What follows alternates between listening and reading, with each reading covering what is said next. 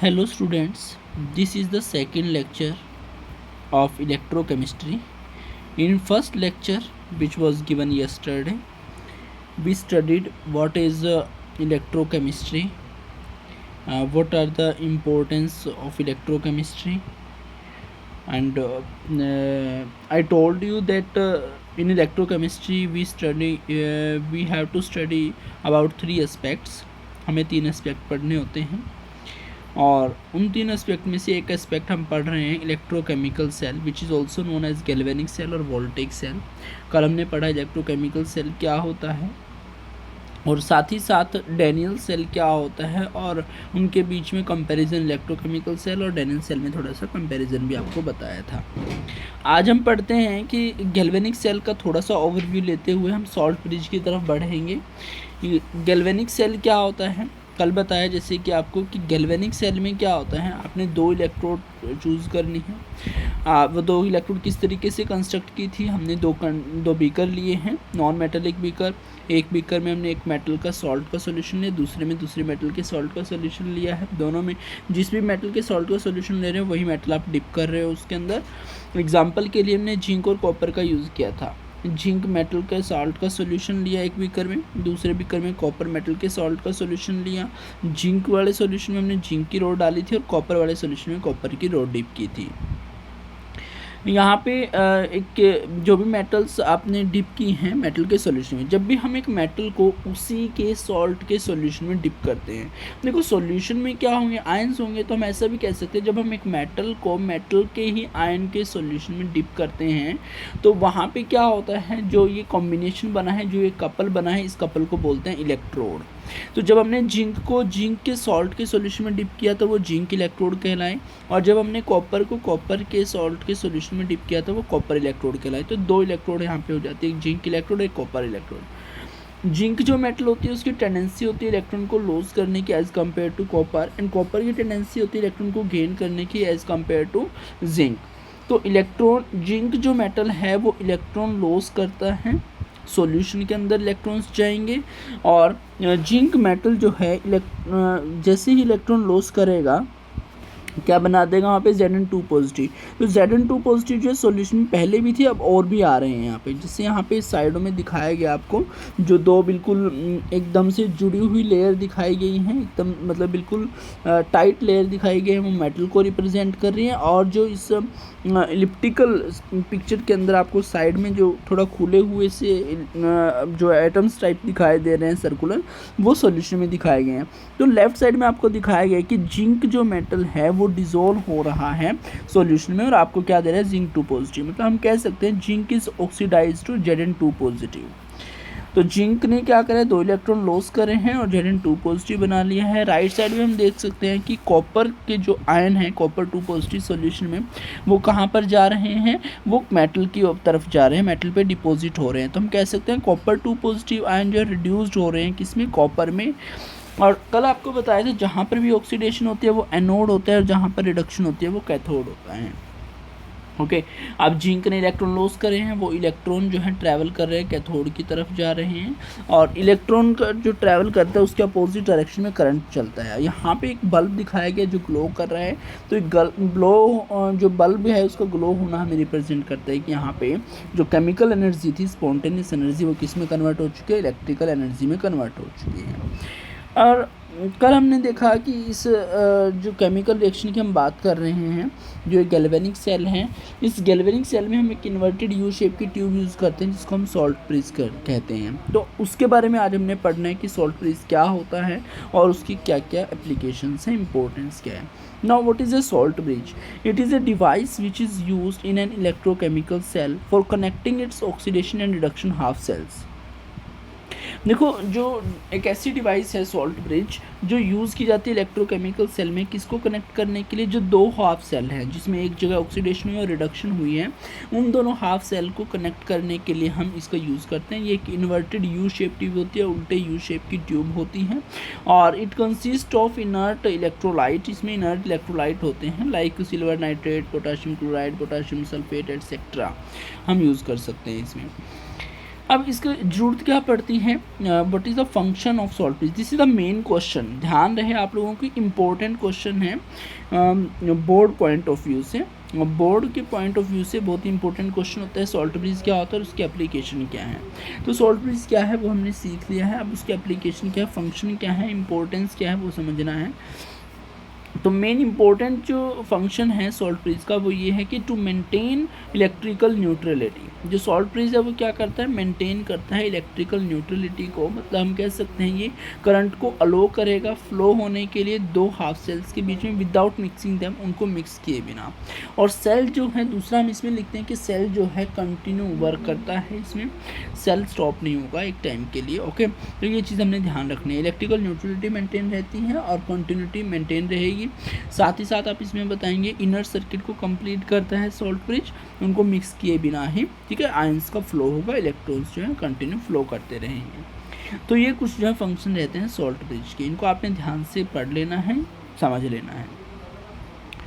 उसके बाद हम समझते हैं कि जो सॉल्ट ब्रिज है, ठीक है, हम समझ चुके हैं सॉल्ट ब्रिज क्या होती है, इसके फंक्शंस क्या क्या हैं ये भी हमने समझ लिया है। अब हमने समझना है कि एक इलेक्ट्रोकेमिकल सेल को हम रिप्रेजेंट किस तरीके से करते हैं, तो रिप्रेजेंटेशन हमने समझनी है। तो यहाँ पे देखो हमने कहा अभी कि इलेक्ट्रोकेमिकल सेल में दो हाफ सेल रिएक्शंस हो रही हैं, एक ऑक्सीडेशन हाफ और एक रिडक्शन हाफ रिएक्शन। तो इन्हीं को एक्चुअली कहा जाता है रेडॉक्स कपल, क्या बोलते हैं, रेडॉक्स कपल, एक ऑक्सीडेशन हाफ रिएक्शन है, एक रिडक्शन हाफ रिएक्शन है। तो अब इनको रिप्रेजेंट करना है, ऑक्सीडेशन हाफ को और रिडक्शन हाफ को रिप्रेजेंट करने के लिए हमें क्या करना है, देखो सेल में क्या क्या था, बार बार तो हम ऐसे बीकर नहीं बनाएंगे, सॉल्ट ब्रिज नहीं बना करके दिखाएंगे, मेटल्स की रोड नहीं यूज़ करके दिखाएंगे। तो रिप्रेजेंटेशन में जस्ट हमें एक रिप्रेजेंटेशन देनी है, तो उसके लिए हमें क्या करना है, देखो हमारे पास है क्या मेन चीज़ें वो समझनी है हमने। हमारे पास क्या है, ऑक्सीडेशन हुई है, ऑक्सीडेशन हाफ सेल है, रिडक्शन हुई है, रिडक्शन हाफ सेल है, और सॉल्ट ब्रिज हमने यूज़ किया है। जहाँ पर ऑक्सीडेशन हो रही है उसको हम एनोड बोलते हैं, जहाँ पर रिडक्शन हो रही है उसको हम कैथोड बोलते हैं, और सॉल्ट ब्रिज हैं। तो हम इसको ध्यान कैसे रखना है, देखो सॉल्ट ब्रिज को हमने जो है मिडल में रिप्रेजेंट करना होता है दो वर्टिकल लाइंस का यूज़ करके, दो पैरेलल वर्टिकल लाइन का यूज़ करेंगे। जो ये पैरेलल वर्टिकल लाइंस होती हैं ये रिप्रेजेंट करते हैं हमें सॉल्ट ब्रिज को। सॉल्ट ब्रिज रिप्रेजेंट करने के बाद उसके लेफ्ट साइड में हम रिप्रेजेंट करते हैं एनोड जहाँ पर ऑक्सीडेशन हुई है, और उसके राइट साइड में हम रिप्रेजेंट करते हैं कैथोड जहाँ पे रिडक्शन हुई है। तो जो सॉल्ट ब्रिज जिसको हमने वर्टिकल दो वर्टिकल लाइन से रिप्रेजेंट किया है, ये सेपरेट कर पा रहा है एनोड और कैथोड को। ओके, हम इसको याद रख सकते हैं ए बी सी से, टू रिमेंबर याद करने के लिए हम ए बी सी याद रख सकते हैं। A means anode, B means bridge and C means cathode. मतलब क्या है, सबसे पहले लेफ्ट साइड में हमने एनोड रिप्रेजेंट करना है, उसके बाद हमने सॉल्ट ब्रिज रिप्रेजेंट करनी है, बी से ब्रिज, और राइट साइड में फिर हमने सी से कैथोड रिप्रेजेंट करना है, ए बी सी। ध्यान रहेगा, A means anode, B mean bridge and C means cathode. A B C हम इस तरीके से रिप्रेजेंट करेंगे इसको। बी जो है सॉल्ट ब्रिज को रिप्रेजेंट कर रहा है, ए जो है एनोड को जहाँ पर ऑक्सीडेशन हुई है, और सी जो है कैथोड को जहाँ पर रिडक्शन हुई है, इनको रिप्रेजेंट कर रहा है। सॉल्ट ब्रिज सेंटर में हमने दिखाई है, और उसको रिप्रेजेंट करने के लिए दो पैरेलल वर्टिकल लाइंस का हमने यूज़ किया है। उसके लेफ्ट साइड में एनोड दिखा रहे हैं और राइट साइड में कैथोड दिखा रहे हैं। यहाँ पे हम डैनियल सेल का यूज़ करते हुए एग्जांपल लेंगे, इसमें कैसे हम रिप्रेजेंट कर सकते हैं। देखो ध्यान से देखें, इस एग्जांपल के अंदर हमने डैनियल सेल का यूज़ करा है।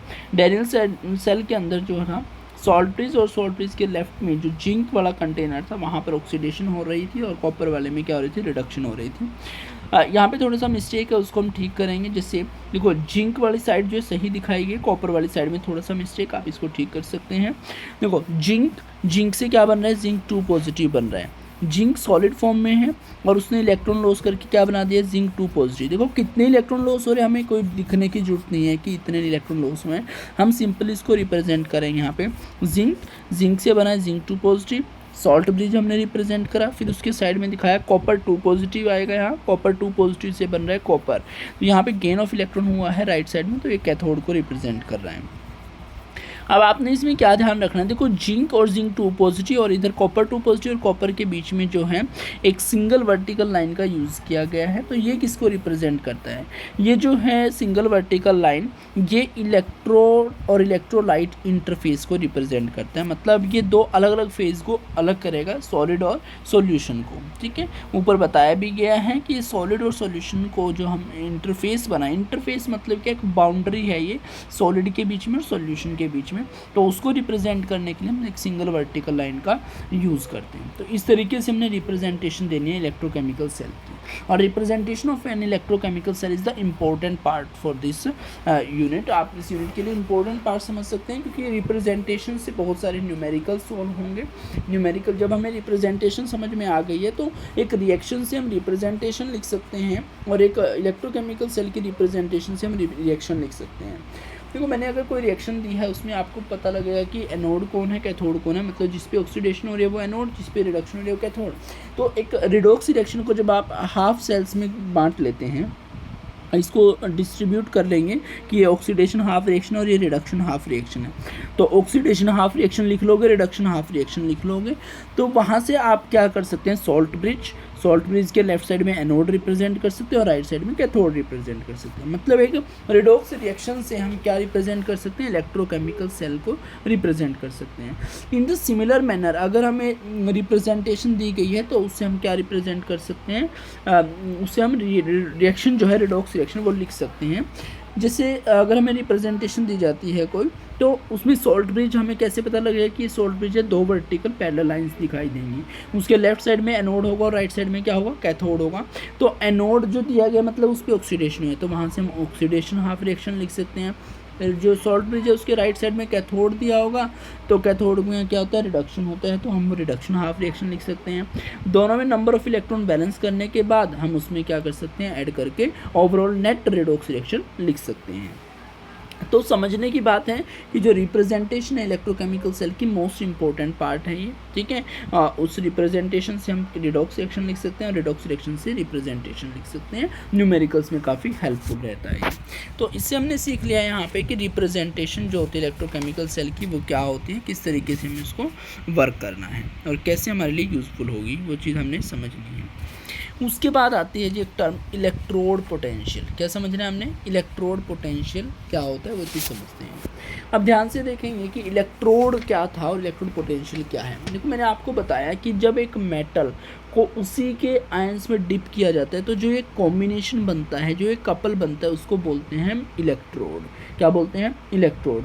अब एक टर्म इंट्रोड्यूस की जा रही है यहाँ पे, इलेक्ट्रोड पोटेंशियल। क्या टर्म है, इलेक्ट्रोड पोटेंशियल। तो यहाँ पे समझना है आपने एक्चुअली इलेक्ट्रोड पोटेंशियल है क्या। ये एक इलेक्ट्रिकल पोटेंशियल डिफरेंस है जो सेट हो जाता है किसके बीच में, मेटल के बीच में और उसके आयंस के बीच में। ओके तो हम क्या लिख सकते हैं इलेक्ट्रोड पोटेंशियल को, the electrical potential difference set up between the metal and it's ions in the solution is called electrode potential. मतलब ये एक प्रकार का इलेक्ट्रिकल पोटेंशियल डिफरेंस है जो सेटअप हो गया है किसके बीच में, मेटल के बीच में और उसके जो सॉल्यूशन में आयंस थे मेटल के, उनके बीच में जो ये इलेक्ट्रिकल पोटेंशियल डिफरेंस सेटअप हुआ उसी को हम क्या बोलते हैं, electrode potential. In another words, दूसरे शब्दों में हम क्या कह सकते हैं, ये जो है टेंडेंसी होती है, एबिलिटी होती है किसी इलेक्ट्रोड की, किसी मेटल की इलेक्ट्रॉन को लॉस करने की और इलेक्ट्रॉन को गेन करने की, जब वो कांटेक्ट में होता है उसकी सॉल्यूशन के। ठीक है, जब वो उसको खुद के ही आयंस के में रखा जाता है, प्लेस किया जाता है मेटल को, तो मेटल की जो टेंडेंसी इलेक्ट्रॉन को लॉस या गेन करने की। अब इलेक्ट्रॉन लॉस करेगा मतलब उसकी ऑक्सीडाइज होने की टेंडेंसी है, इलेक्ट्रॉन गेन करेगा तो उसकी रिड्यूस होने की टेंडेंसी है। वो क्लियर है, तो इस चीज़ को ध्यान से समझना है। देखो यहाँ पे डेफिनेशन लिखी हुई है, इससे समझने की कोशिश करें।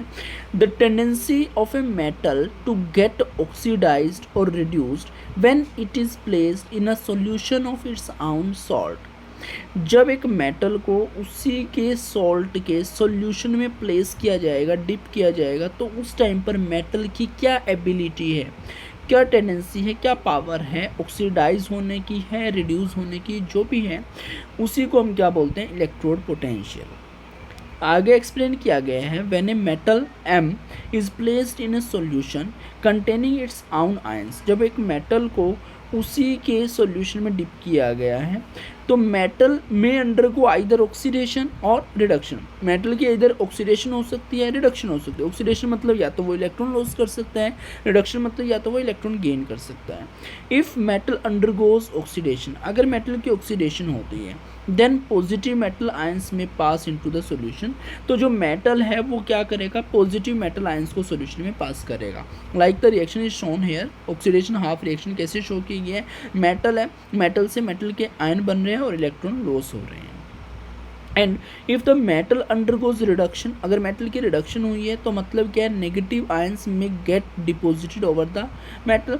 एक्चुअली क्या होगा यहाँ पे, अगर यहाँ पे रिडक्शन हुई है तो जो सॉल्यूशन के अंदर मेटल के पॉजिटिव आयंस थे वो क्या होंगे, और मतलब किस में कन्वर्ट हो जाएंगे, न्यूट्रल मेटल में कन्वर्ट हो जाएंगे, और सॉल्यूशन में क्या जनरेट हो जाएंगे, नेगेटिव आयंस जनरेट होंगे। तो metal positive ions plus electron gain करके मेटल बना रहा है इस तरीके से। तो आपने क्या समझना है कि इलेक्ट्रोड पोटेंशियल क्या है, एक मेटल की टेंडेंसी है इलेक्ट्रॉन को लॉस या इलेक्ट्रॉन को गेन करने की। अगर इलेक्ट्रॉन लॉस करेगा तो उसको हम बोलेंगे ऑक्सीडेशन पोटेंशियल, और अगर इलेक्ट्रॉन गेन करेगा तो उसको हम बोलेंगे रिडक्शन पोटेंशियल। क्लियर है, ये चीज़ समझनी है आपने। इलेक्ट्रोड पोटेंशियल को ऑक्सीडेशन कब बोला है, जब उसने इलेक्ट्रॉन लॉस करे हैं, और रिडक्शन कब बोला है, जब उसने गेन करे हैं। Clear, okay. अब एक पॉइंट और आपने इसमें समझना है कि जो एब्सोल्यूट वैल्यू होती है इलेक्ट्रोड पोटेंशियल की, उसको हम डिटरमाइन नहीं कर सकते। एक सिंगल इलेक्ट्रोड के लिए, एक अकेले इलेक्ट्रोड के लिए हम डिटरमाइन नहीं कर सकते। मतलब मैं कहूँ ऑक्सीडेशन हाफ रिएक्शन है या रिडक्शन हाफ रिएक्शन है, या फिर इस इलेक्ट्रोड पे ऑक्सीडेशन हो रही है, इस इलेक्ट्रोड पे रिडक्शन हो रही है, उसके लिए हम एब्सोल्यूट वैल्यू, एग्जैक्ट वैल्यू जो है, एब्सोल्यूट वैल्यू इलेक्ट्रोड पोटेंशियल की हम नहीं बता सकते हैं। ओके, उसके लिए हमें क्या जरूरत पड़ती है, यहाँ पे एक रेफरेंस इलेक्ट्रोड की जरूरत पड़ती है। रेफरेंस इलेक्ट्रोड कौन सी होती है, मतलब जिसकी हेल्प से हम बाकी सभी इलेक्ट्रोड्स का क्या निकाल सकते हैं, इलेक्ट्रोड पोटेंशियल निकाल सकते हैं। ओके, तो एक ऐसी single electrode potential can be only be measured by using an electrode as a reference electrode. तो हमें रेफरेंस इलेक्ट्रोड की जरूरत पड़ेगी। तो अब हम यहाँ पे रेफरेंस इलेक्ट्रोड को समझने की कोशिश करेंगे। थोड़ा सा ध्यान देना है आपने इसमें।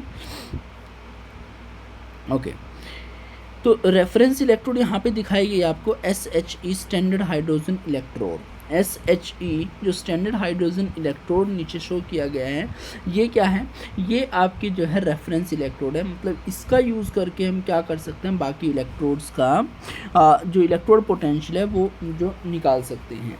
ओके, मतलब एक रिलेटिव इलेक्ट्रोड पोटेंशियल हम निकाल सकते हैं, एब्सोल्यूट वैल्यू नहीं निकलेगी।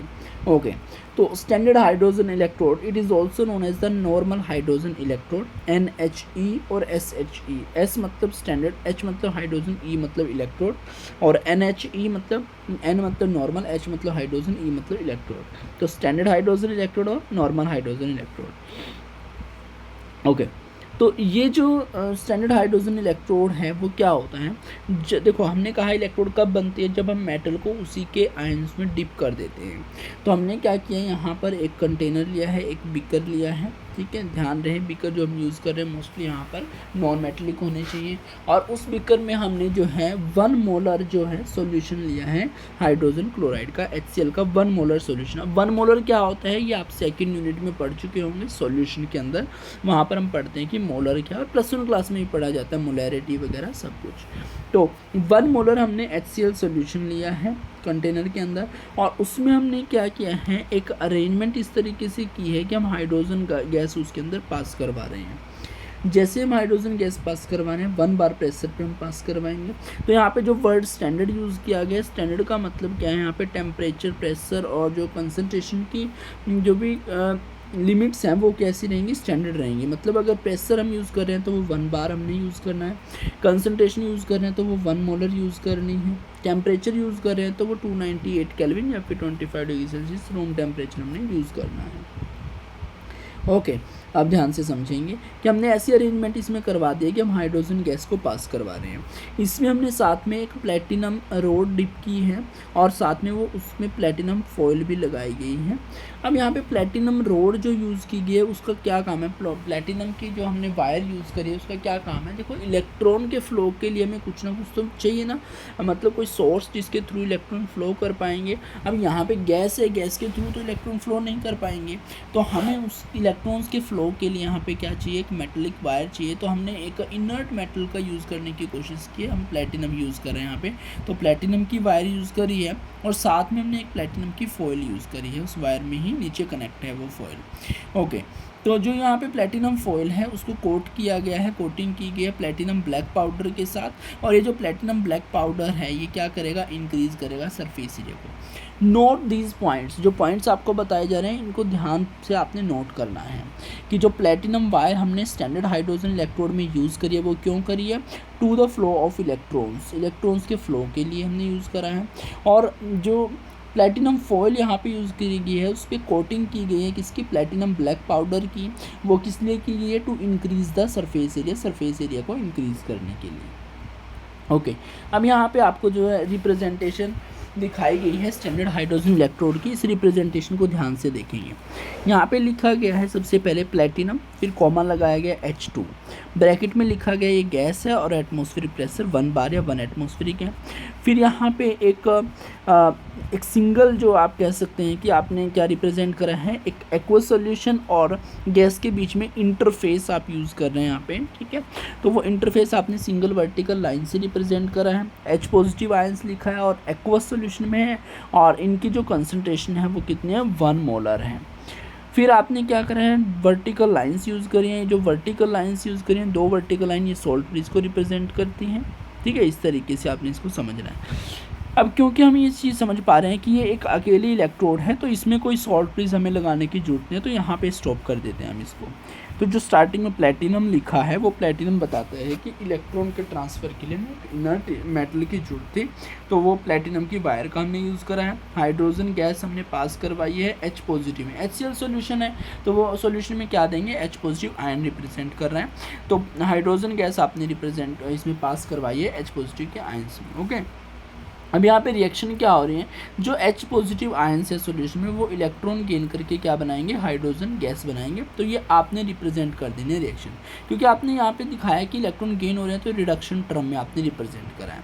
आप इसको ऑक्सीडेशन टर्म में, मतलब रिएक्शन को उल्टा लिख करके कि H2 से क्या बन रहा है, H पॉजिटिव और इलेक्ट्रॉन रिलीज हो रहे हैं, तो लॉस ऑफ इलेक्ट्रॉन के टर्म में भी रिप्रेजेंट कर सकते हैं। लेकिन ध्यान रहे कि जनरली हम जो है इस चैप्टर में जो है रिडक्शन के टर्म में बात करने वाले हैं। मोस्टली न्यूमेरिकल हमारा रिडक्शन और रिडक्शन पोटेंशियल की टर्म में हम सॉल्व करेंगे। ओके, क्लियर है। ये है हमारा स्टैंडर्ड हाइड्रोजन इलेक्ट्रोड। अब स्टैंडर्ड हाइड्रोजन इलेक्ट्रोड का यूज़ करके हम क्या कर सकते हैं, बाकी जो इलेक्ट्रोड पोटेंशियल्स हैं उन जितने भी इलेक्ट्रोड्स हैं उनके क्या निकाल सकते हैं, इलेक्ट्रोड पोटेंशियल निकाल सकते हैं।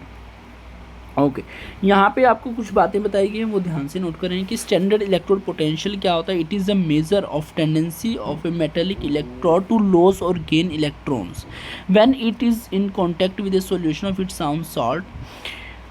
देखो क्या कह रहा है, सॉल्ट है, सॉल्ट की जो कंसंट्रेशन है 1 मोलर कंसंट्रेशन यूज़ करी गई है, 25 डिग्री सेल्सियस यूज़ करा गया। तो स्टैंडर्ड कंडीशंस जब आपने अप्लाई कर दिए तो उस टाइम पर इलेक्ट्रॉन लॉस हो रहे हैं, गेन हो रहे हैं, कंडीशन स्टैंडर्ड रहेगी तो इसीलिए वो स्टैंडर्ड इलेक्ट्रोड पोटेंशियल है। According to IUPAC convention standard reduction potential are now called as standard electrode potential. IUPAC convention के अकॉर्डिंग, देखो very important point is this कि जो IUPAC है, international union of pure and applied chemistry है, वो क्या कहता है कि जो स्टैंडर्ड इलेक्ट्रोड पोटेंशियल है उसी को आजकल स्टैंडर्ड रिडक्शन पोटेंशियल कहा गया है। तभी मैं आपको कह रहा हूँ कि जो स्टैंडर्ड रिडक्शन पोटेंशियल है उसी के टर्म में हम बात करेंगे, ऑक्सीडेशन टर्म की बात नहीं करने वाले हैं। उसके बाद कुछ पॉइंट्स हैं नीचे पढ़ेंगे। The standard hydrogen electrode is used as a control to compare metals. इस स्टैंडर्ड हाइड्रोजन इलेक्ट्रोड SHE का हम यूज़ करते हैं बाकी सभी इलेक्ट्रोड के लिए, इलेक्ट्रोड पोटेंशियल को डिटरमाइन करने के लिए। Bubble H2S gas into A solution of H positive ion, इसमें क्या किया गया, H2S गैस को पास करवाया गया H पॉजिटिव आयंस के सॉल्यूशन में। Platinum electrode is use, platinum electrode का यूज़ किया गया टू कंडक्ट इलेक्ट्रिसिटी को कंडक्ट करने के लिए, मतलब फ्लो ऑफ इलेक्ट्रॉन के लिए।